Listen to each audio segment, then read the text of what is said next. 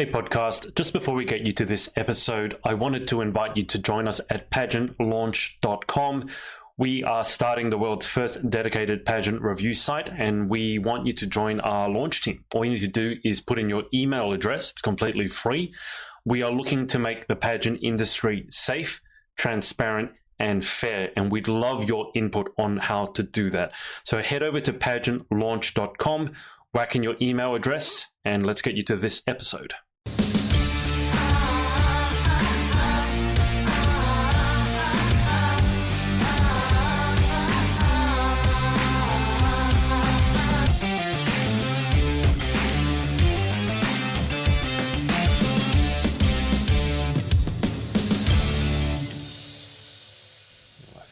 Hey guys, it's Adrian from the Pageant Project, and I've got Danielle. Now, as it is, I don't know any of you who've tried to organize group meetings, but the more people you have, the more timetables you're trying to coordinate. Now, Holly, who is going to be our guest today, she is, so I'm just checking my notices at the moment, she had a very sudden meeting with Forbes.com, the business that she's working with. Oh, Holly's actually here now. Maybe we will do this after all. I was going to say we'd reschedule for another day, but since Holly is here... Holly, can you hear me? Hi. Yes, I can. Okay. Just give me a sec. I was making excuses for you not being here. Okay, so Holly is actually here. Holly, I was going to actually can today and reschedule it because I didn't know if you'd be here. And our other co-host, Chloe, she's stuck on a boat somewhere, and I don't think she's going to be back in time, and she has no reception. So, this sounds like an emergency. Is she okay? No. He's same boat. Really, she's on a yacht. She's not like. Oh, that doesn't sound like an emergency at all. I'd love to be stuck on a yacht right now, if I'm being honest. No emergency. She's busy being an influencer, being a yacht, an influencer, not influenza. Okay. Very big difference there. Very big difference. I can't talk. But since you're here, Danielle, that's Holly. Holly, that's Danielle. Hi, Danielle. Nice to meet you. Lovely to meet you. Okay. Now that you're here, I guess we might as well keep going. Three's a party, right? Especially when I'm here. Magic number. I'm just going to be the awkward third wheel then. Is it the third wheel? Yeah, you will. Third wheel. Why is it called the third wheel? This is our podcast now. I am the captain now. Honestly, one of these days I'm going to get someone else to take over hosting duties so I can just sit in the corner and only speak when spoken to. Because I am the one that has to keep this show together, and when everyone else is going off on tangents, which Danielle has a tendency to do. Yeah, and Chloe coming on doesn't make things any better. But anyway, Danielle had a birthday. Well, she had her birthday, not she had someone else's birthday. And she was about to show us she was about to show me. Oh God, this is a junk.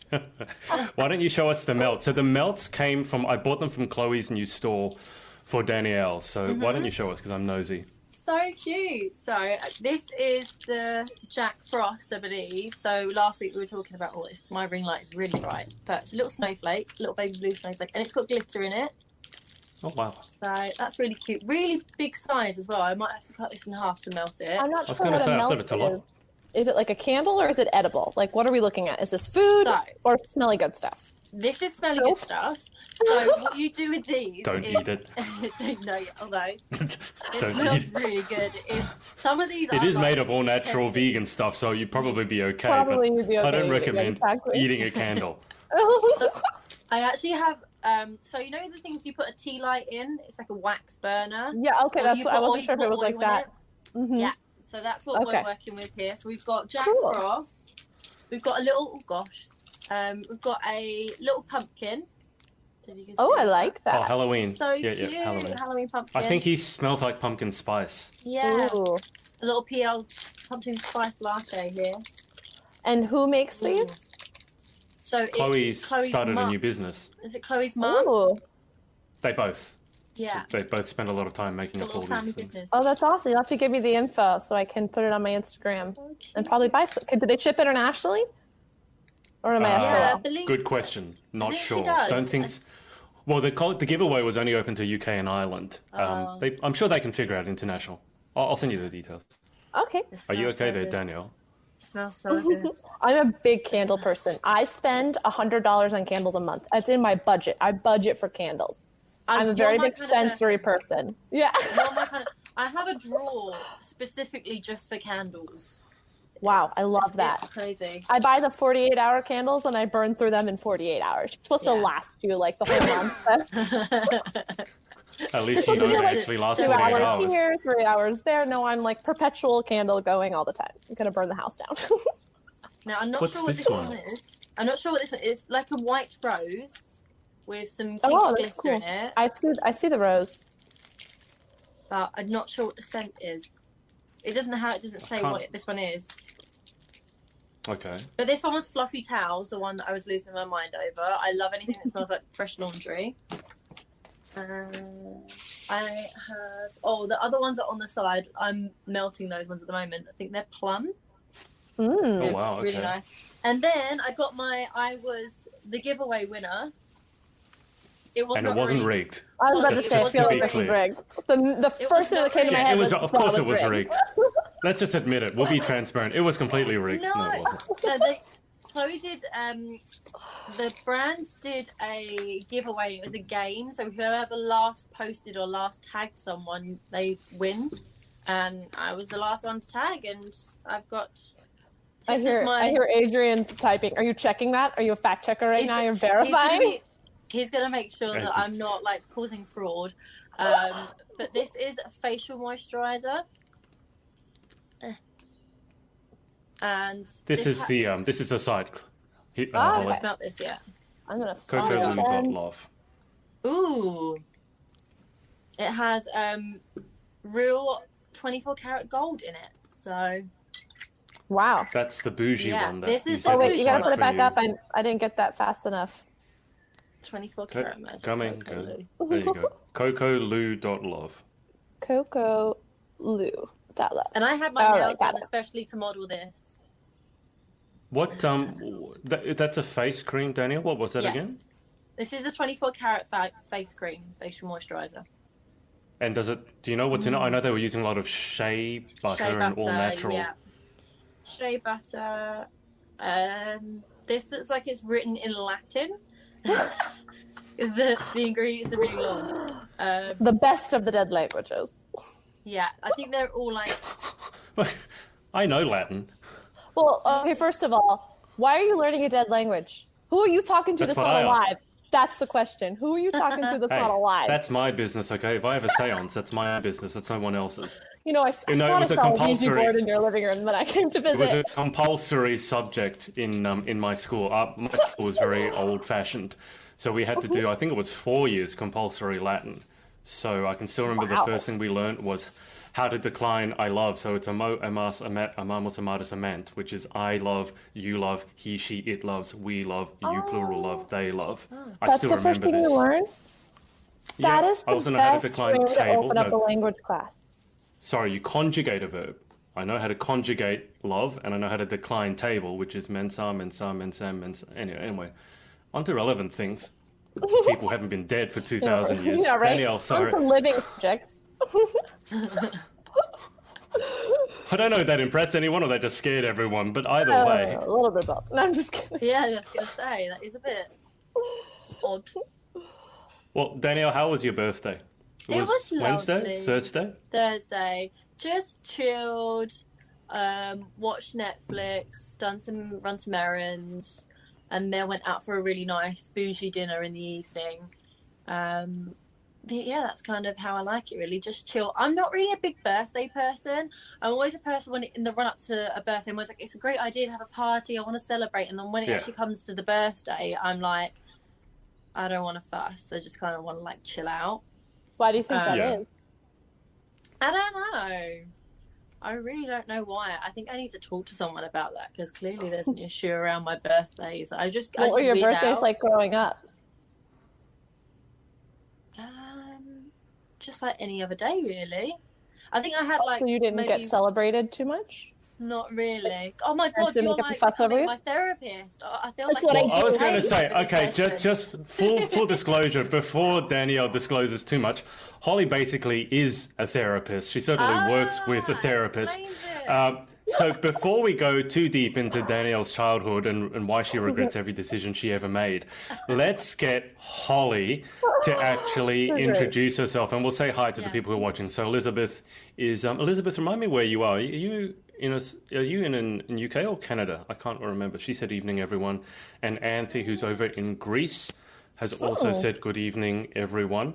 And also, if you're watching, let me know how your lockdown is going, because I was reading the news today about how the UK basically is now in lockdown, and it's like, oh, that's so bad.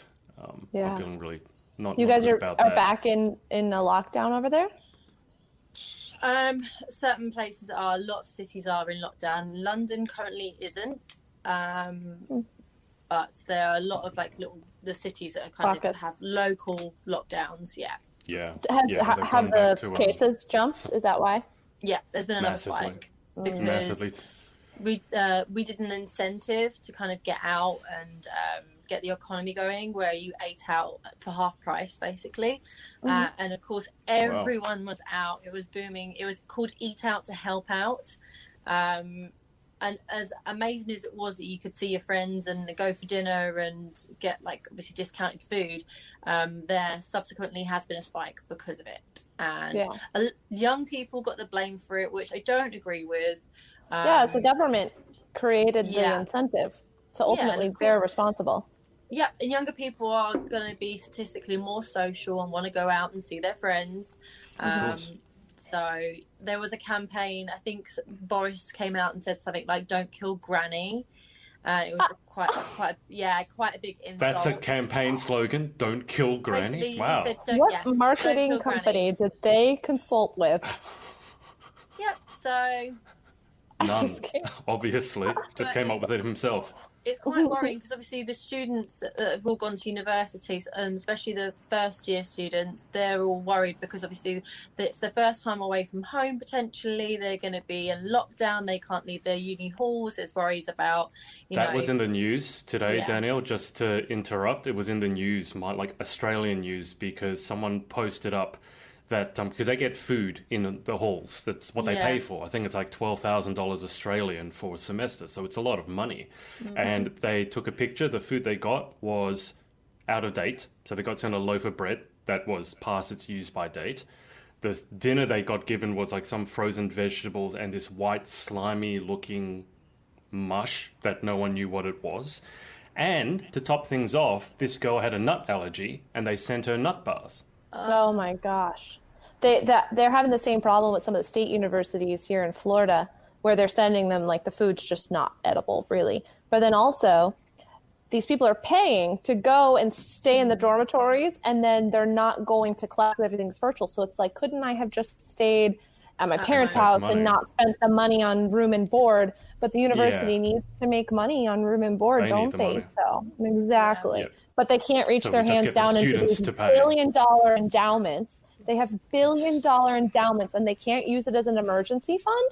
That's beyond my comprehension. I'm told I need a savings account for emergency, but universities don't have it. The education system in America is beyond my comprehension. How much debt that students have to go into, crazy. And then even if you're declared bankrupt, you still have to pay. I don't understand that as a it doesn't make any sense. Country. No. So, look, that's a state of lockdown in the UK. It's not great. Apparently in the news today, the world had its highest number of daily cases or something like that. So this is not over. Oh, in fact, wow. it's gotten this is worse. probably the start of that second uptick they're talking about. Yeah, and it's not just obviously developed countries. I looked at a map that showed the hotspots, and basically the entire world is blanketed in red, except basically the uninhabited parts and Australia. Makes sense. Really. I mean, the middle of Australia is basically uninhabited anyway. Yeah, exactly. There's no one living there. But Holly, do you want to? Holly, did you want to introduce yourself? I interrupted. Oh yeah, forgot that we were doing that. So I'm Holly Nelson. I was a Miss Florida USA delegate, and I was Miss Palm Beach, Miss Downtown Palm Beach. And that was back in 2017. And I met Adrian through that when I did an interview with him back when I was running. Was it after I competed or before I competed? I can't remember. But it was around the time that I competed. And it was it was like my second pageant, but my first pageant was just the pageant director bringing me to a smaller pageant to get me warmed up for the real thing. So I did 2 pageants, right? The other one was really didn't count. So I really only did 1 pageant, and that was it. I literally woke up one day and I was like, you know what? I'm going to be in a beauty pageant, not realizing that girls do this for like decades leading up to their winning of a beauty pageant. And I'm just like at the airport one day, I'm like, this looks fun. And I just did it. It's such a story of my life.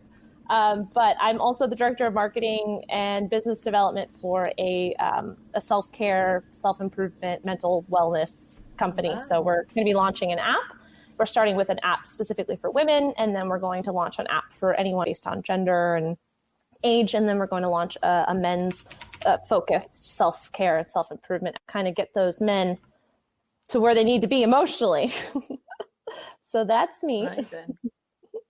That's amazing. What made you want to enter a pageant? That's kind of, it is quite a random thing to do. Did you watch any pageants prior? So no, it wasn't that I had watched any pageants. I knew about Miss USA. I would watch it every year, just not like as a big fan, but just because it was, one of the biggest pageants. So it was like a thing. Yeah. Like Americans sometimes will just do it, even if they're not like into pageants. But mostly what I realized in retrospect, once I started doing a lot of inner work, was that I was in a place where I wanted major growth, and I was in a stifling relationship, and also a career that was very tumultuous and like on the brink of changing. And so I felt like I needed something that would boost my self-confidence. And I thought that was something that I could gain from it. What I actually ended up gaining from the pageant was not confidence, but the complete and utter blanket of shame, which actually almost was the jumpstart for the next 2 years, which made me realize just how, we lost him. Bye, Adrian. He's like, see you girls, I'll let you We really did take over the podcast. But what it really ended up doing for me was it made me realize just how much shame I had around certain things. And I wasn't ready to have a public facing career, which now because of it, I realized it took me getting on stage in a bikini to realize that it was almost like immersion therapy, right? Like throw you into the cold water and the temperature goes up and you get used to it the more you do it. And that's where that ended up being the first jumpstart for me in my comfortability with shame. And realizing that it's not necessarily an emotion to be scared of. So it started off with me trying to go there for self-confidence. It ended up eventually ending in my self-confidence, but initially it was just like a big shame thing for me. But it was a really amazing learning experience. And all the women who do that are just so disciplined.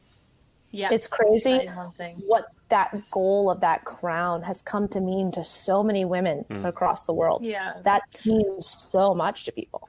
Yeah, it's symbolic, really. I think it's something you set yourself a goal and you just work hard towards it, and you kind of to get something or anywhere in life, you have to have laser focus on something. So I think pageants are incredible for women to women are the types of women that get it done. Exactly. What I learned was that if you want something done, you give it to a pageant girl. I'm serious. Tell her that it might that it's tied to the crown in some capacity, but you give it to her, and I swear there is no procrastination there. Absolutely. Hey, Adrian, welcome back. What happened? You dropped off. It's called Australian Internet. Oh yes, I forgot that it's not the best. Almost as bad as Irish internet. Almost. This is the best internet that money can buy, and I even had it actually, to be fair, this is the first time it's dropped out in probably a month. It just has perfect timing as usual. But Holly, sorry, I didn't actually hear what you said for most of that, but I got the gist of it, and I know you know my whole some story of it anyway. Well, not your whole story. I'm sure there's lots of other stuff, but I'll put this up because this is Holly's company that she works for. It's called The Truth Map. So that's nice and easy to remember. And Holly, you've got an Instagram as well. What's your Instagram? Coaching Instagram. Sit with Holly. Yeah. Let me see if I can bring that up. The desktop version of. You know what I wanted to do here is we're in the midst of submitting our app to the App Store, and I've got the App Store screenshots, Adrian, and I thought maybe it'd be cool to like show them here and get your guys' feedback. Yeah, sure. If I you're email actually that able to to you? share your I think you're I can actually share able my to share. Are you able to? I've been Oh, told yeah, I you can. can. That's one of the features. Look at Go that. for it. Yeah. All right, so let's see. Let me go find the folder real quick. I'll remove my screen share. All right, let me get rid of that. All right, so is it working or? All right. I can. Elizabeth here actually said she's from Cumbria. I keep forgetting that for some reason. You're It's from the because same there place is as, an Elizabeth Coulthard in Canada. I'm pretty sure she's a Galaxy girl. Okay. Pretty sure. It's not fair. And she's also said pageants have literally given me my confidence back. I love the screen sharing tips here. Screen sharing works best on a good computer. Like, no shit, Sherlock. Well, your computer, your bloody computer, even if you had the best computer, it's overworked as heck. I mean, It's always I feel overworked. sorry for your computer. I If feel for sorry any for my of you computer. watching who have, that meme that's like a woman's brain is like a browser with 100 tabs open. Yeah. Tabs open. Let me show you my Holly browser history literally now. Can you see all my tabs? embodies that. All right, can we... Now, you're screen sharing our screen at the moment, so that's very meta. Okay. Are you able... Oh, okay. So can you see the screenshot? This one? There you go. Walk us through it. Hey. Oh wow. So when Do you you want to download an hide app, you have Holly, do you want to hit the hide notification at the bottom so we don't need to see the screen? StreamYard is sharing your screen. Just hit hide. I see that. Okay, perfect. Yeah, okay. Now Cool. it's gone. Oh. All right, so yeah. other one. Wait, So it's this like is Inception. Do you see it? You see the screenshot here? Yep. It's like orange and Yep. purple. We're Okay. good. So there you can get 10 screenshots in the App Store for your app. So this is the first one that we have, and this is kind of like our tagline, because we're not here to do the toxic positivity thing. We're here to help you process your feelings better. And a lot of the times it doesn't feel good to do that. So we're not here to oh, baby, it's going to be okay. Well, actually, it might not be okay. And we're here to help you get ready for something like that. If you've experienced grief or a breakup or a sexual, assault trauma, that stuff is not something to just be taken lightly. Those are things you need to process, and they're heavy. So we help people get to those places, So this is a screenshot of the chatbot. His name is Navi, and he's a little penguin. And basically, you do chatbot journaling with him with a proprietary method that my boss has developed over the course of 30 years as a clinical psychologist. And it's called truth mapping. It's based on his therapeutic model called core issue completion therapy.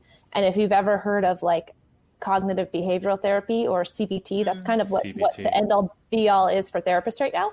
And it's it works to a certain extent, but it has its limitations. That's why we still need medication, and that's why we still have anxiety and depression, and why even after a year and a half in therapy, you're not feeling better. There's times in which it works and there's times in which it doesn't. And so my boss's method is just a lot more effective. And so you get to complete these sessions with the chatbot, which has been built based on his method. And his method is called the physics of emotioning. Essentially what he's done was he has, proved with physics that the human consciousness, the mind, is an emergent property. One of the things that you'll learn if you study philosophy and Buddhism and other spirituality practices is that how are we all walking around thinking that everything on earth is made of matter except for the mind isn't, or the soul isn't, And so if you think about it, those things have to be physical in some way. And if they are, then we can study them better. So he's been able to prove with physics formulas that the consciousness is an emergent property that can be studied with the scientific method, which is a huge breakthrough in psychology. This is requiring severe brain power, Holly. Yes. That's one of to grasp. To grasp. Well, one of the things that makes it make sense is that the brain and the mind exist like this, and then in the middle there's a bridge between them. And we've been busy studying the brain, and people should be looking at the mind and looking at the interface between the two of them. And he covers that in his book, and we cover it in the app too. Brain as in the physical thing that's in your head, right? Versus the mind. Would the mind also be spirit and soul and that, or you? Yes. Yeah. Well, it's complicated. It's complicated, and so I don't want to just say yes, but at the same time, that's why his theory is 800 pages.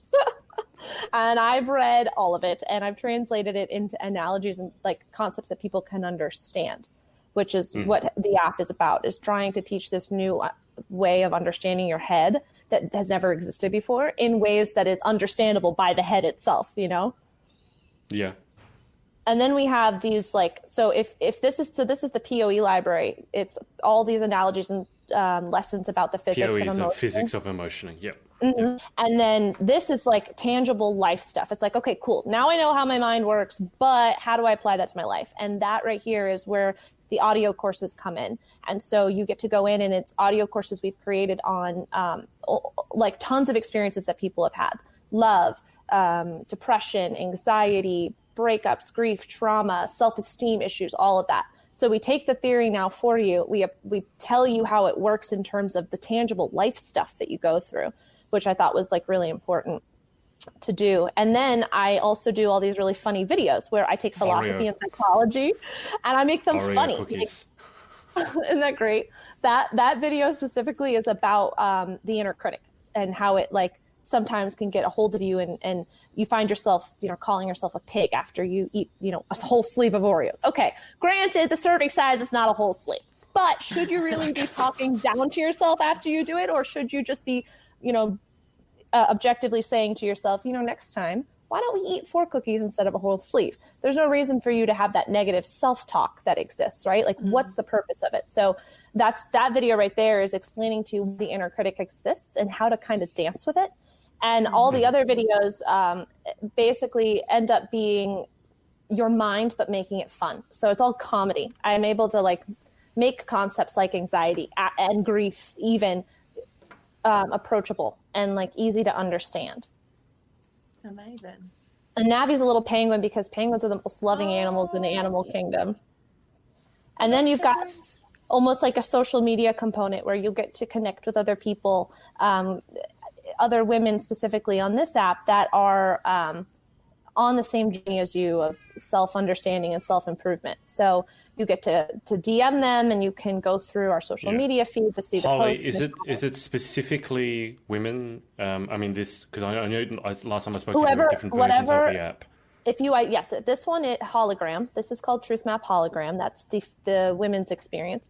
And if you identify as a woman, whether biologically or otherwise, this is the place for you. It's a safe space for women. Yeah. This is just an example here of one of the readable POE lessons. And it's the last screen because I kind of wanted to grab people's attention with the text itself. And I don't know if you guys can read it. It might not be big enough, but this is it's called the physics of emotioning, because that's the force that he discovered. Essentially just how Newton discovered gravity. My boss has discovered a force that no one else had yet. So this is just your intro. This is the 800-page theory. That's what the 800-page. Yeah. Okay. Mm-hmm. Danielle is reading. I'm reading. Yeah. Wow. I'm excited for this. This is incredible. It's part of what is called a paradigm shift, which is every few decades, our understanding of humanity and of ecosystems and other animals and space and all of that and science in general, it shifts, it changes, our perspective updates. For instance, the I think they're called the APA. Yeah, the APA, the American Psychological Association, used to have homosexuality as a mental illness, diagnosable in the book that tells you what all the mental illnesses are if you're a clinical psychologist, a therapist, or counselor. And then obviously, as we started realizing, it's not a mental illness, that was removed from the book. That's considered a paradigm shift, where the perspective of humanity, or a good portion of humanity, shifts its idea of what is right or wrong, or what is known or not known. And so my boss's book is a part of what is going to be a paradigm shift in how we understand what it means to be human, which is going to be cool. And though we're only available in America right now, the app itself, Australia and the UK are going to be the first countries that we open up to, because they won't require any like translation work to make it happen. So as soon as I have that information as to when that timeline would actually come to pass, I would, I'll let you, Adrian and Danielle, know, because it's going to be cool.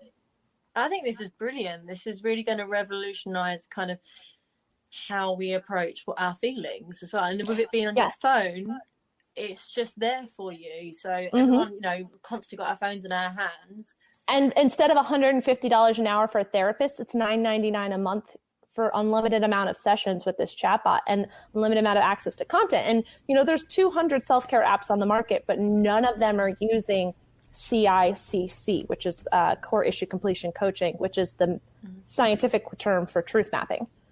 And so that's our proprietary method, and it sets us apart from everybody else because it just works. To a USP. Amazing. So I'm really excited about it. That's something that I would definitely consider having. I mean, I've had multiple different kind of like self-help apps. As Adrian knows, I have a sleep app that tracks my sleep, which me too. Because I've had trouble with that. So that's a great way for me to kind of track that. I don't necessarily have an app to, you know, process my feelings and look more into that. That's the part of it that sort of grabbed my attention when because Holly's taken me through, I don't know if you call a session, but with Navi, the little penguin guy. He did a little mock one with me, It's a boy. Yeah, and so I don't want to offend the penguin. I was going to say, I actually was thinking about the other day about his gender. I'm like, should I make him gender non-binary? Like, what should I do with it? It's free reign. It's too. Yeah, but to talk about your emotions with, well, even just to write about them, even if there's no one really listening. I mean, obviously Holly was there, but that Navi the penguin guy will ask you certain things, and just to think about certain questions, I think it's an interesting exercise, and it really causes you to reflect. And there's a lot of obvious, I mean, you mentioned, Holly, a phrase that I think is interesting. I want to touch on this toxic positivity? Yeah. Do you want to just dive a little bit into that? Because if it's what I think it is, I've noticed a lot of that similar sort of covering everything up with glitter and sparkles, which I guess is a pageant girl thing to do. Yeah. But if it's at the expense of actually processing the issues, it's a very bad idea. It's like putting the Band-Aid or, you know, your thumb in the damn wall and then it's going to explode. So can you just unpack the toxic positivity a little bit for us? Yeah. Okay. So if you think about it, the majority of people who are out there doing life coaching and therapy, or if you come across any of the Instagrams and the books that are written, everyone is talking about do affirmations, talk to yourself kindly, tell yourself in the mirror that you love yourself, accept yourself. And what I want to focus on here is the talking to yourself aspect of things, where if you are telling yourself negative things like, I need to lose weight, or if the minute a guy ghosts you or breaks up with you, the first thing that comes to mind is, you know what, I think it's because I'm a little heavy. He said something about my weight once, or whatever it is where your mind first goes to about yourself, that negative self-talk. Okay, so now you've got someone in your ear telling you, look for the positive things in life. Start telling yourself that you love yourself. Start telling yourself that you accept yourself. And then your mind doesn't naturally do that. So you find yourself in the mirror once again a few weeks after you've started a class or whatever, let's say on being better and nicer and more accepting of yourself. And you find that your mind is doing what it's doing, it's saying what it's saying. So now on top of feeling the shame about your body and the talking to yourself about that, you've been told that if you can just do these affirmations, you'll feel better, right? And now you can't reach that. So now you're feeling shame about the fact that you can't even talk to yourself positively. So you've got someone in your ear saying, be positive. You find yourself not going there naturally, struggling with it. And so you start beating yourself up about the fact that you can't be positive.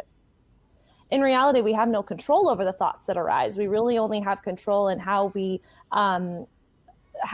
react to them when it comes to thoughts and feelings. We don't have anything other than our reactions to them. We can't pick what next thought comes up. Yeah. So when your thought arises that is negative and you're told that you should be thinking positively, now you're doubling down on your shame about yourself. So that doesn't help you. Instead of processing your emotions and, you know what, having someone get in your ear and be like, you know what, life does suck. Life sucks a lot. Life is not all rainbows and butterflies. And that's okay. Your job is not to be positive. Your job is to get through this life at your optimal self. Your optimal self doesn't equal somebody else's optimal self. What you do with your life and your successes never should be compared to somebody else's.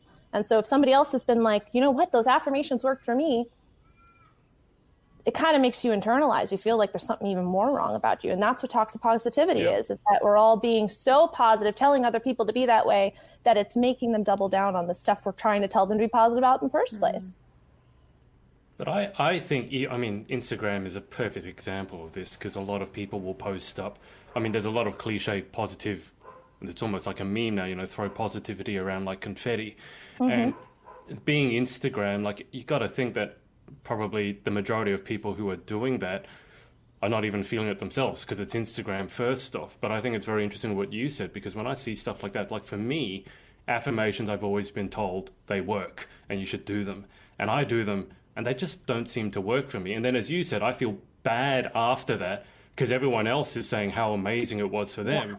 Whereas for me, it just didn't work. And then I feel, I don't know if it's shame, but I feel like I failed in a way, which I guess emotionally it's shame. is Shame similar. holds us accountable to ourselves, right? So and guilt holds us accountable to others. Shame and guilt are the only two emotions that aren't biologically programmed into the human consciousness.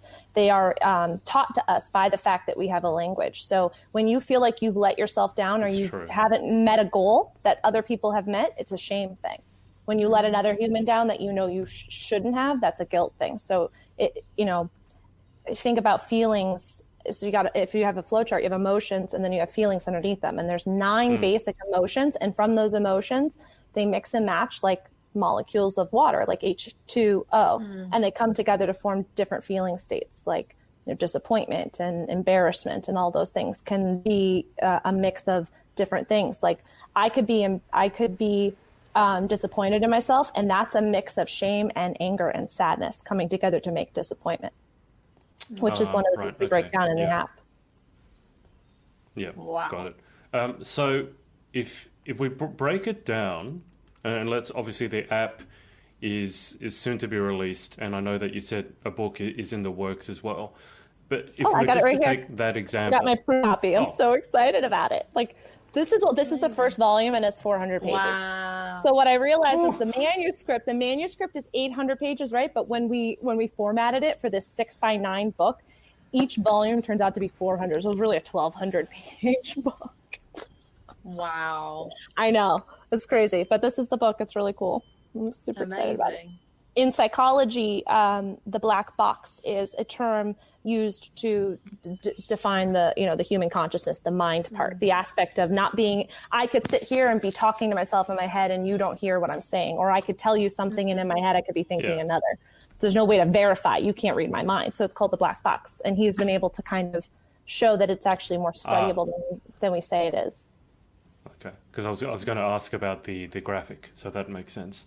But if we bring it back to again because I think there's a lot of issues with pageantry in terms of the emotions that people will feel. So if they want to win, they don't win. Disappointment, shame, jealousy. I mean, as much as it's not a pageant issue. I mean, it's a human issue. Everyone feels those at times. But specifically, let's take the example, if you can, of toxic positivity, and what should we replace it with? So if I'm understanding correctly, if you're disappointed, let's say you don't win a pageant, rather than just saying positive things when you don't really feel it, what's the better alternative than toxic positivity?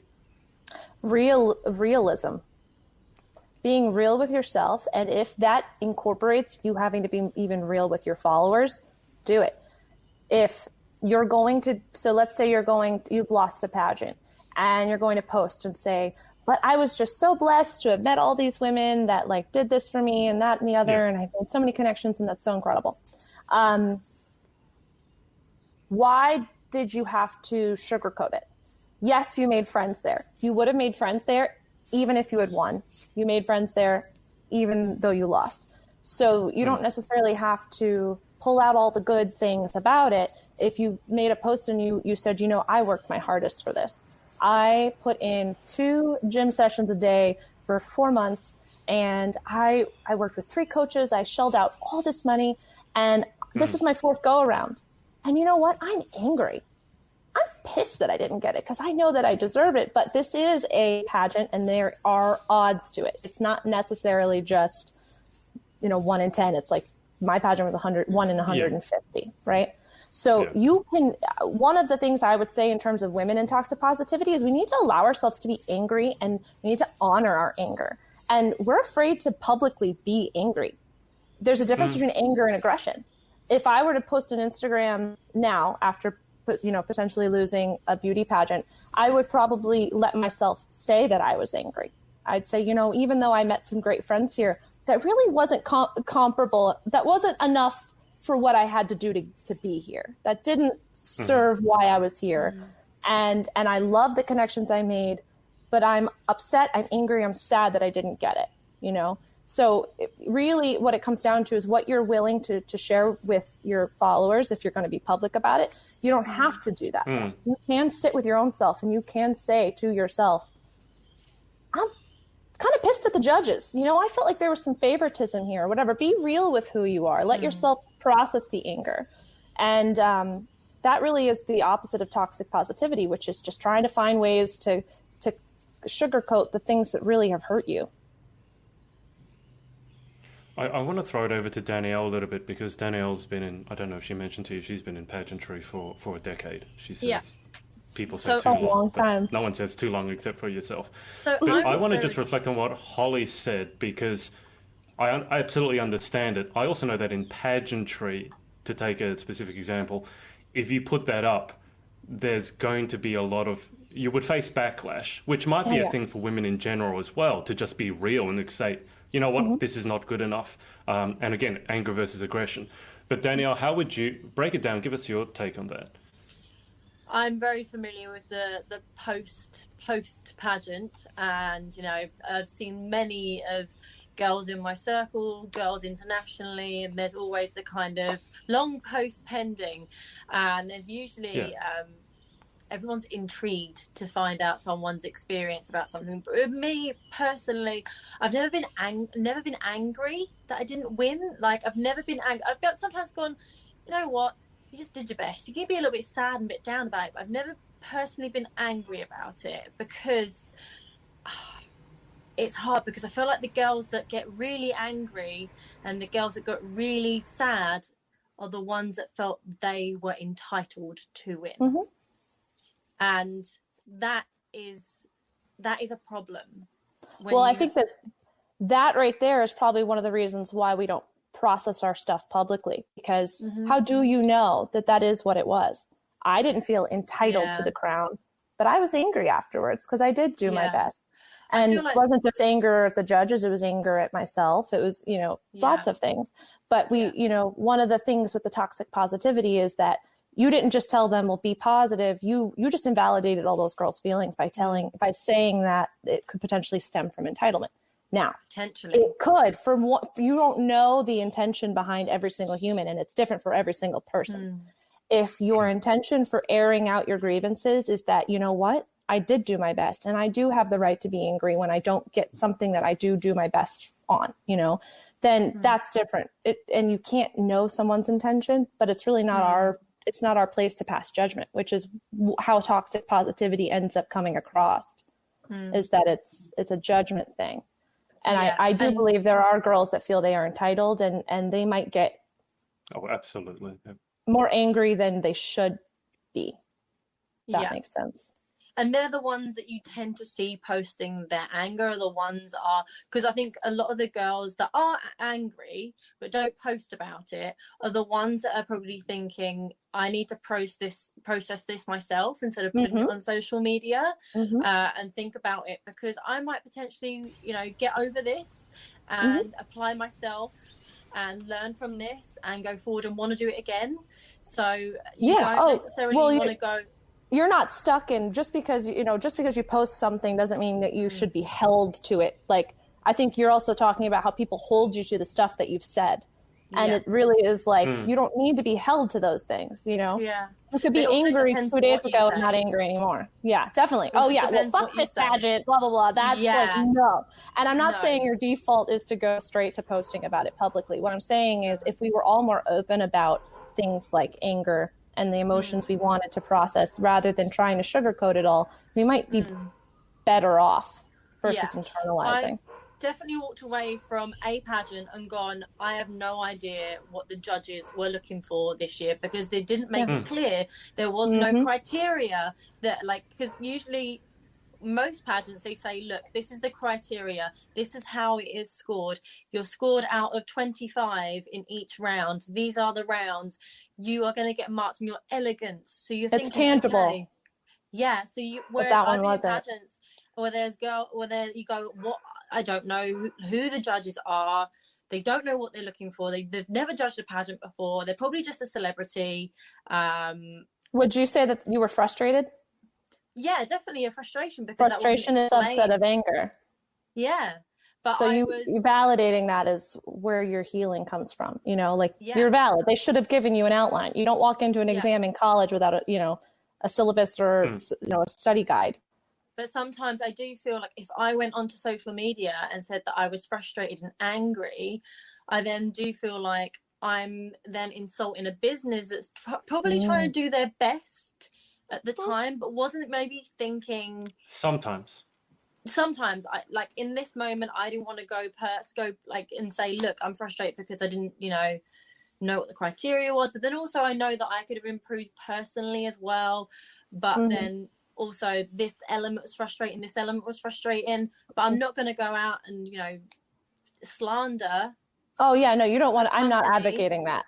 No, yeah, it's a bit like, it's a touchy one, so I think it's sometimes best to just write a positive, not necessarily a review, but try and take the positives that come from it and deal with the negative stuff of it kind of behind closed doors. And in private, and then that depends on your goals, right? Yeah, like if you want to compete again, you don't want to ruffle feathers, there's obviously different reasons for it. And then I get that for sure. I would always say, like, look, if you want information on a certain pageant, I'll give you my experience on how it went.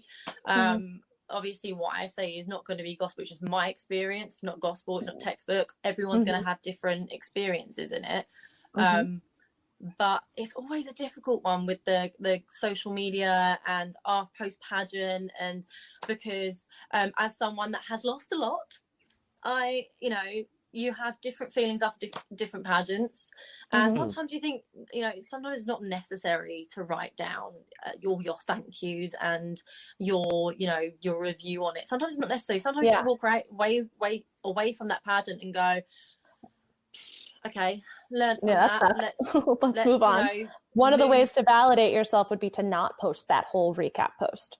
Right? Yeah. To not give a glowing review of the pageant. You don't have to say this is, was a great experience, because you don't want to invalidate yourself. Yes, some of the experiences within it might have been good for you, but overall as an experience, you walked away from it disappointed. Yeah. And at the end of the day, disappointment has anger inside of it. And just giving yourself that time, like, you don't owe. One of the things I think women have a problem with is we think we owe our explanations to our followers when it comes to social media. We don't owe them anything.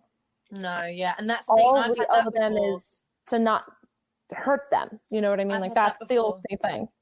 I've done a pageant before, and I've gone, I am so exhausted after this pageant. The last thing I want to do is write an essay. Afterwards, and people go, "Oh, are you gonna write post pageant post?" And I've gone, you know what? I'm just exhausted. Like, I had a brilliant time, and I was even like this after winning my title. So something that's so like happy, joyous, amazing. But so I just sat down. I was just like, I just want to have a cup of tea and just like enjoy, soak up the moment, and because we have like Galaxy's a big long weekend, and I just wanted to talk to everyone. This is the one time I get to see these people. I get to see these people a couple of times a year, maybe. I just want to talk to them. I don't want to be on my phone writing up a long post and saying, sometimes I'm like, it'd just be great if maybe we didn't do a post afterwards and get rid of that culture for a little bit. Yeah, that might be something to advocate for. And Adrian, real quick, I think you might find this interesting. My boss has a paper he wrote on social media that it is more of our individual way of lying to ourselves than it is presenting ourselves to the world for the world's acceptance. So it's like I sit there to write the post. Oh, we lost him. I sit there to write the post to convince myself that I am okay, when in reality I'm not okay, right? But you not wanting to and you honoring that was a way to get away from the toxic positivity, where it's just a perpetual just trying to talk ourselves in and out of our feelings, and we can't do that. We have no power over our feelings in that regard. Social media and pageantry is definitely a minefield. I feel like pageant girls would definitely benefit from this app for sure.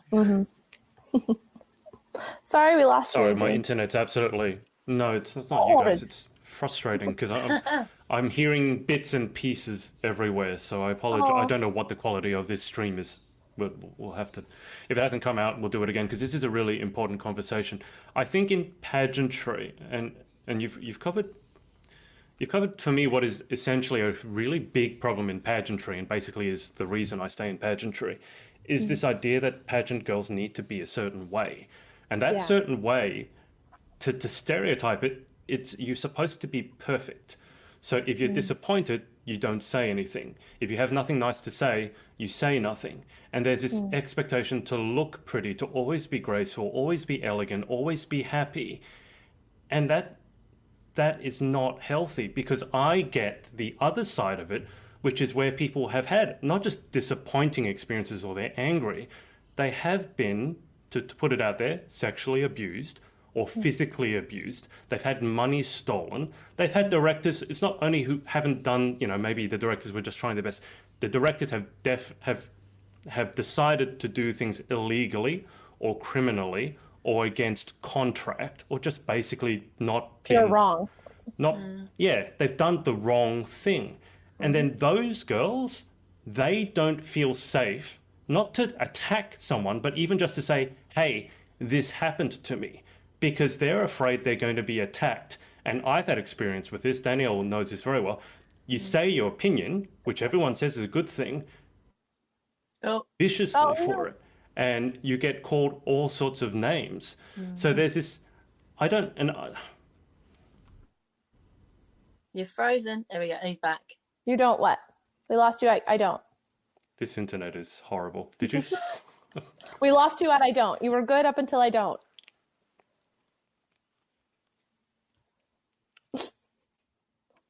Oh, is he losing us? Does he not see us? Oh, wow.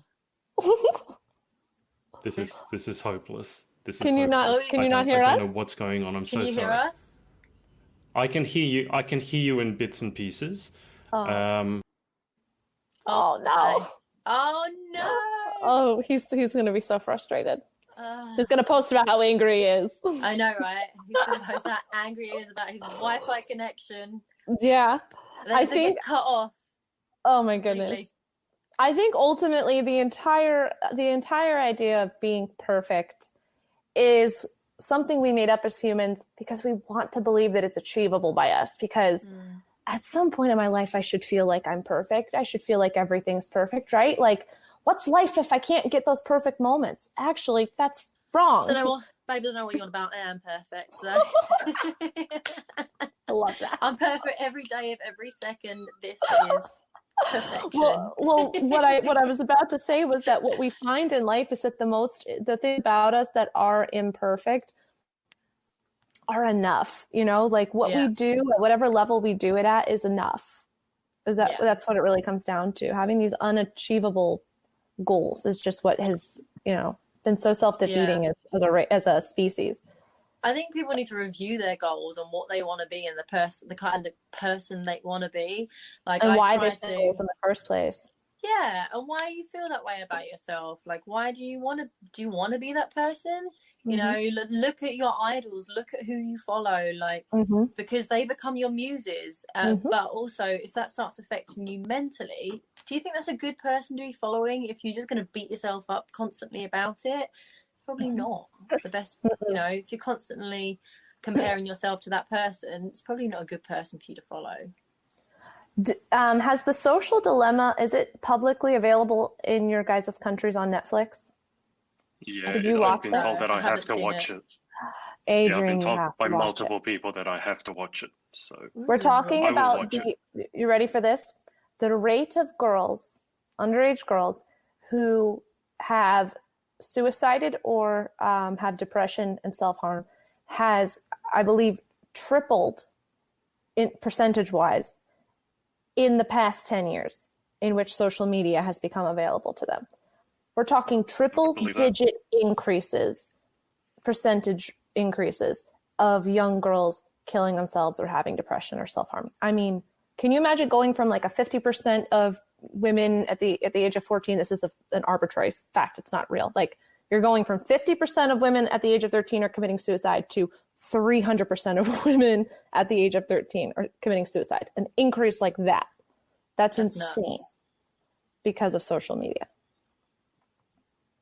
Yeah, and I would believe that, absolutely. And I think we need, so social media is not going to go anywhere. I mean, that's a fact of it. It's too important in today's society. Our society, in large extent, and total businesses are built around it. So people saying that we should get rid of it or control it, that's very, very difficult, if not impossible. It's not easy. So how we deal with it and how we adapt to it, that's really a big question. I don't have any simple answers to it, but I think I've certainly taken a digital detox. In fact, when I took my digital detox, I gave Holly all my passwords, because people say they're going off a digital detox and they delete their Instagram app, and then 24 hours later they reload it and start looking at it again. I said I'm going to do it properly, so I gave Holly all my passwords, and I wasn't able to log into anything. And because I changed them all. I was going to go for like 48 hours. Yeah, and I was like, Holly, please remember what they were. And I think I didn't jump back on for like 5. It was close to a week, because I enjoyed it so much. Yeah, which sounds horrible given what I do, because I do love connecting with people. But that sense of peace and quiet and waking up and being able to look at a sunrise versus, did I get any likes on Instagram? Because back then, versus looking at a sunrise and someone's picture on Instagram. Yeah. Yeah. But I mean, someone else said this as well. Someone in America actually said she felt pageantry had really become too much of the influencer thing. Like, you need to post all the time. It's about working with brands, et cetera, et cetera. And she felt like that wasn't who she was. She doesn't really like being on social media. But again, sorry, I dropped out when you guys were talking about it. But I do think the ability to be real in pageantry is missing, because people will label you as difficult, or, she's too troublesome to work with. You could lose the potential to run again. You're losing out on the potential for the crown if you upset and ruffle feathers. Yeah, but to also, there's this term that's being thrown around a lot with bullying. And when someone just has a difference of opinion and then you choose to call them a bully, that also is very troubling for me, because we can't say everyone's entitled to their opinion, but then when they voice an opinion that's different to your own, you shout them down by hurling abuse at them. And that's something that I've copped a lot in 2020. And it really aggravates me, because if you're going to say everyone's entitled to their opinion, but only if their opinion's the same as yours, then that's highly hypocritical. Because the whole point of having differences of opinion is that we can disagree, we can have a constructive debate, which I keep saying so many times. But I don't know, and I don't know, Danielle or Holly, if you have opinions about this. I think in 2020, and I heard someone else say this, they have found that 2020 has just become toxic beyond belief. And not just pageantry. So I'm not having to go pageantry with this, but just in general. There is so much toxicity going around. You can see it in America, clearly, obviously, with what's been going on with Black Lives Matter and Donald Trump, and everyone having an opinion. And if you're either this way, then you're, people hurling abuse at each other and literally killing each other. And I mean, do you guys have any opinions as to where that has come from? I mean, it's just 2020. That's the worst part of it for me, has been the level of toxicity, in my experience, has gone through the roof. I feel like people are just bored, and they're just not themselves. Everyone's lives have changed. Everyone's routines have been turned upside down. People don't know who they are anymore. Relationships breaking down, politics, judgment flying everywhere on social media. Everyone's been dissected. Everyone is being very sensitive, what I have found, and that is fine. That is totally fine. But it's acknowledging that you are being sensitive in that moment. And you know, for me, it has been quite toxic. Just because I feel like everyone's kind of bored and their lives have been turned upside down. I don't know. That's kind of my 2 cents on it. The idea I think that you're referring to is this concept that my boss talks about a lot, which is called dumping, where when someone acts out and hurts me, rather than processing it, letting it go, or standing up for myself over here, I take that and I dump on somebody else over here. And it really comes down to when someone contempts me, and contempt is not the same as hate, where I hate you, I want you like gone. Contempt can be on a spectrum from I'm indifferent, I don't give a crap about you, to I hate you and I want you to remove you from the planet. So when someone contempts you, acts out towards you, instead of sitting there and processing it or standing up for yourself, doing the thing in the moment to defend yourself, you internalize it and then you'll dump it, right? Men tend to dump on other people. Women tend to dump on themselves. And then when they see other women who aren't doing the same thing, when they see other women who aren't, why aren't you internalizing and dumping on your own self? Shouldn't you be worried about your waistline rather than like calling out that person for their racism or whatever? That's when women do end up contempting on other women, when they see that other women aren't internalizing it, you know, and taking it out on their own selves. They never dump on men, you know, in that regard. And men tend to do that. And so what you're seeing here is we're all in a pressure cooker. The world experienced a near-death experience. The entire world, for the first time in a long time, experienced a near-death experience.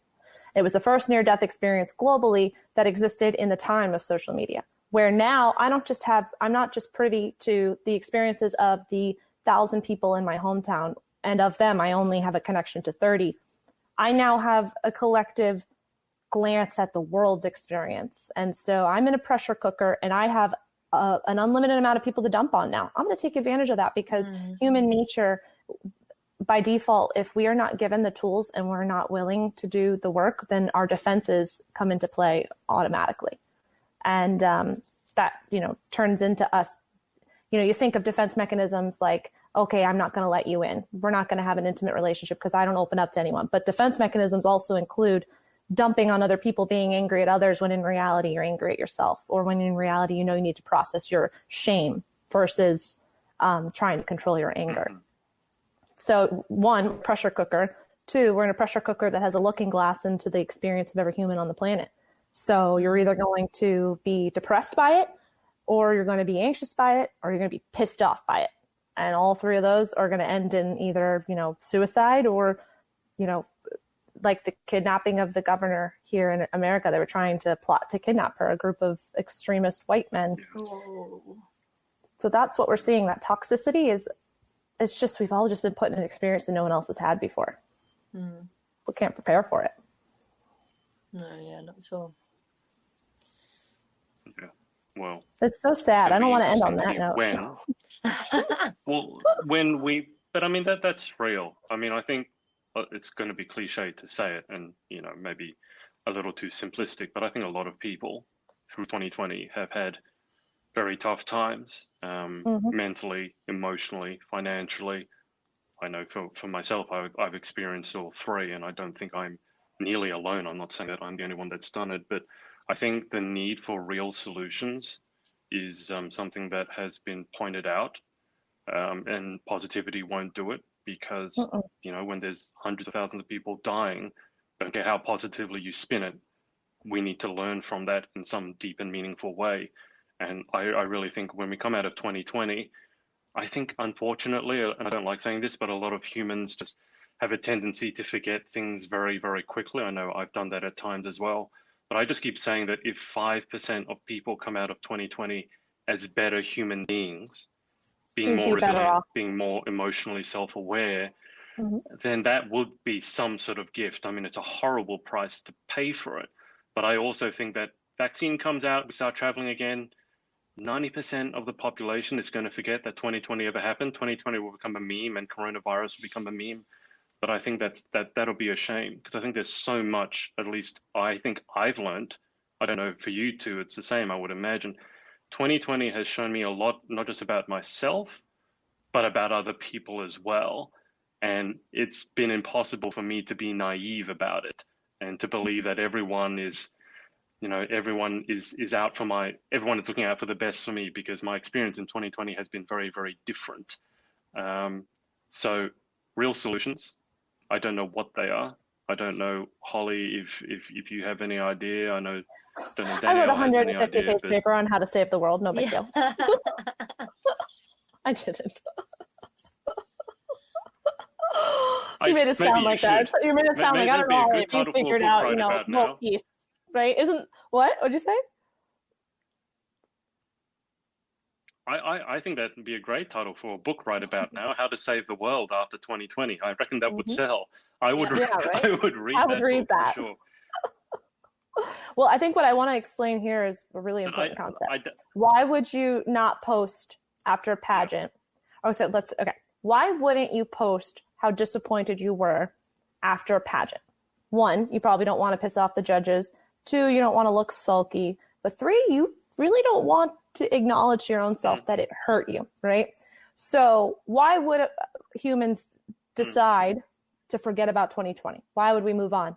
It's almost like the pageant post. Why would I want to acknowledge how scared and sad and angry I was?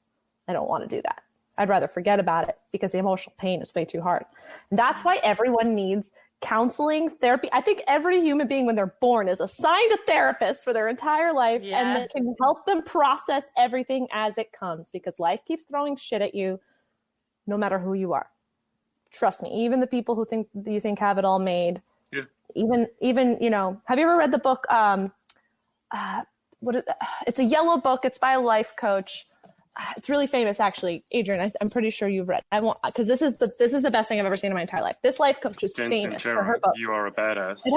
It has. Yes. How did you know that? That's it. Okay, so you just read my mind. Jen Sincero, I saw her. She replied to someone's tweet who was writing a book and took a picture of herself on the bed or whatever. She had like potato chips around her, a 6-pack of beer, all this stuff. And she was talking about how she wrote this book doing that. And Jen Sincero replied and said, that was basically me writing this book. So here Jen Sincero is writing this amazing book about you being a badass and processing your emotions and validating yourself. And she was stressed as F writing that book, drinking and eating potato chips and just trying to get through it. That wasn't wrong. That was her coping mechanism, and that worked. She got through that book. It's an amazing book. But what it goes to show you is that, like, we do have this tendency, even the best of us, to have a hard time with things. And one of the best life coaches, one of the best authors in this, field, even she struggled getting through that, writing that book for us. So it shows you just what the human experience is like, no matter who you are. Oh yeah, we all have our own coping mechanisms and how we deal with things. It's just trying to find ways that suit you, that are not self-destructive, or that are or hurtful to others. Like the potential kidnapping of the governor, that was their coping mechanism. That's a coping mechanism. It's an anger defense against their shame and their shitty male entitlement, and so that's what they use. Now that's a little bit different than 6 packs of beer and potato chips. Yeah, because on the love contempt continuum, they're all the way at the end, Wow, that's craziness. Yeah, I've learned a lot these last 2 years from my boss. He studied under Julian Rotter and Jay Efron, and Julian Rotter was the father of clinical psychology. So my boss literally studied and had the ability to go to someone as a mentor who basically wrote the rule book on what it was to be a clinical psychologist. And he's given me so much wisdom and knowledge the past 2 years, where I've come to understand humans so much better. So before I used to get a lot angrier at humanity than I am now, because I'd just be like, why can't you just love others, You understand it a little bit more now. Well, obviously a lot more now. Yeah. That's what I try and tell myself. When anyone lashes out at me, I try and think about why. Not always. Sometimes you do just get pissed off. But then sometimes you think, you know what?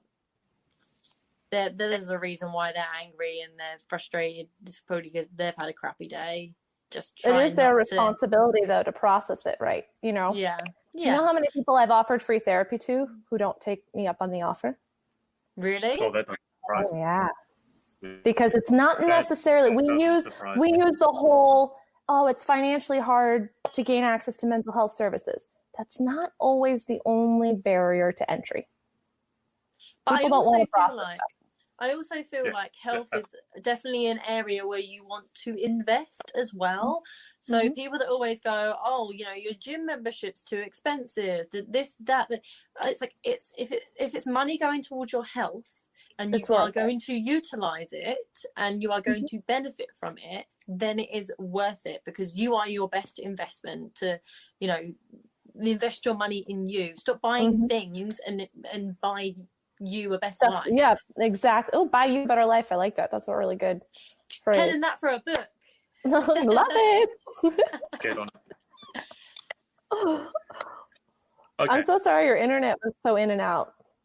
Oh, this is as bad as it's been in a good while. I'm literally on my phone now. It's because of me. Technology hates me. Oh, no, you're fine, hun. We've had plenty of technology mishaps. Technology. Well, Adrian and I are on the same wavelength in a lot of ways with the universe. I feel like we both have this issue. The thing is, with this, it makes me look amateurish and bad. And the thing is, like, there's literally nothing I can do, because even to get it fixed, I had to get someone off Airtasker, a technician, because if I had said that my internet wasn't working, Telstra, the big brand here, they don't want to help you. So they make you jump through all these hoops. First off, they make it almost impossible to talk to an actual human being. And secondly, for this problem that I have, they will make you go through 2 modems, and each modem you have to use for a week. And then you have to show them the connection logs, and they have to determine that there was a period of time that the internet was down. And if it's not above like a certain period of time, they won't help you. They're triaging because they can only help so many people. That's how crappy the internet is there. They even send out technicians, and the technicians don't show up, and they say that they did. So I was like, I know this is not going to go well, and this will make me very angry. So I got technicians, and they literally said, oh, we know where the problem is. It's not even in your house. It's the cabling outside that someone didn't do. Oh. So I was like, you know what? That's not, I don't enjoy. Anyway, talking about emotions, that I knew that whole situation was going to make me very angry. So from past experience, so I decided I would approach it in a more intelligent way. But we've been on for a while now, so I just want to finish up with letting you guys have a chance to just tell us what you got coming up in the next week, if anything. I mean, we're all in various states. I'm heading into summer. Danielle's heading into winter. Holly's in Florida, where there is no season. There's no season. No, there's no season at all. There's hurricanes every now and then. But Holly, why don't we start with you? What have you got coming up in the near future? Oh, so much. Okay, so the app, which, again, I'm so sorry, it will only be available in the States to start. There's no way around that. Then the book will be publicly available. And remind me, I'll get you both a copy. It's a hard read, but it might be worth, just going through and seeing. Like, I know you both sound so intelligent when I talk to you. And I know Adrian a lot longer, so I know it. So I don't like to tell people that it's a hard read, but it is. But I think it would behoove both of you to read it. So I'll get you a copy. That'll be publicly available probably Christmas time or New Year's, because we have editors reviewing it first. And one of our draws to them was, you'll be the first people in the world to read this book. That was kind of our PR strategy, which is really smart. My PR agency is incredible. And what else do I have coming on? Then the subsequent brand experiences and hopefully some international launches. That's what I've got coming down the pike. And then my birthday, which is not a business thing, but whatever. Super important. You're Libra. No. My birthday is not till Christmas. It's coming down the pike. I'm doing a 3-month eval for you guys. All right, Danielle, what about you? What you got going on? I've never actually used this on a phone before, so I'm trying to. Elizabeth here has said when the book comes out, I'd be interested to read it as well. So, if you, Holly, when it does come out, let me know. Make sure to repost or share the story. Danielle, what about yourself? What have I got coming up? I need to eat all of my birthday chocolate and cake. Not great when you want to start making healthier life choices. But it is what it is. I'm going to eat all that up. I'm going to enjoy it. I approve. It has to be right. It happens twice a year, and no, not because I'm a queen. I'm counting Christmas as well. But other than that, I probably need to be working a little bit more. I started up 2 businesses during coronavirus, during the pandemic. So today I've just been kind of putting some groundwork in, just joining certain communities and researching, and I've become a photographer, learnt the art of photography during lockdown, and I'm also starting up my styling business as well, so I need to do quite a bit of content around that this coming week. And what else? It's been busy. Yeah, well, things that's where I have problems. I'm self-critical that I'm not busy enough. I'm always, thinking that I'm procrastinating, but I'm going to try and be as productive as possible as I can this week. And I'm sure Adrian will check in with me on Wednesday and be like, what are you doing? And I'll be like, scrolling, eating rubbish, doing nothing, about to go for a nap. But no, yeah, I don't really plan too much these days, and maybe I should plan a little bit more. I don't have any events coming up. I was supposed to have judged a pageant this week, but it was cancelled due to the pandemic. And I don't really have any events on, so. No, you sound really busy. Yeah. I'm writing a piece on because I had dyslexia. I'm writing a piece on my, experience with that, which I've been writing since Monday last week when we was talking about dyslexia and dyspraxia. So I need to get that out at some point. Oh, I'd love to read that. Oh, I'll tag you in the post. Sounds good. Okay. So I need to find Danielle on Instagram. I'm on my phone. I'll find you. I'll give you all the follows and the likes and everything after this. Perfect. Yay. Awesome. Yeah. I want to, as much as I'd like to stay longer on the internet, it's just driving me mental. So let's leave it a little bit there. I'm on my phone and the AirPods kept dropping in and out. I'm like, I'm beyond my wits end. He sounds like a robot. 8:17 a.m. and I'm like, yeah, okay. So let's leave it. A lot of deep and meaningful stuff, which is great. And hopefully we can do this again and come up with some sort of solutions, because I think it's very needed. But let's leave it there. I will thank everyone for watching. Holly, for your time. Thank you. No, thank you so much. So excited to be on here. So nice to meet you, Danielle. You're incredible. I know. I've loved meeting you. I find you fascinating, and what you're doing is incredible. So, yeah, I'm looking forward to following your journey and seeing what comes with the app and the book. And yeah, there's lots of excitement around you. So much. Thank you. All right, let's get off before Adrian has an anxiety attack. He's going to hurl his phone across the wall. Thanks, everyone, for watching. Acknowledge your anger, Adrian. Acknowledge it. I can't do this anymore. Bye, guys. I can't even hear you. I'm going to end this, and I'm just going to forget this ever happened. Okay? So, What's up, guys? It's Adrian again. Hope you enjoyed this episode. Remember to head over to pageantlaunch.com. Join our launch team for our review site. It's super important to all of us to make sure that the industry is safe, transparent, and fair. So head over to pageantlaunch.com, whack in your email address, and we'll speak to you next time.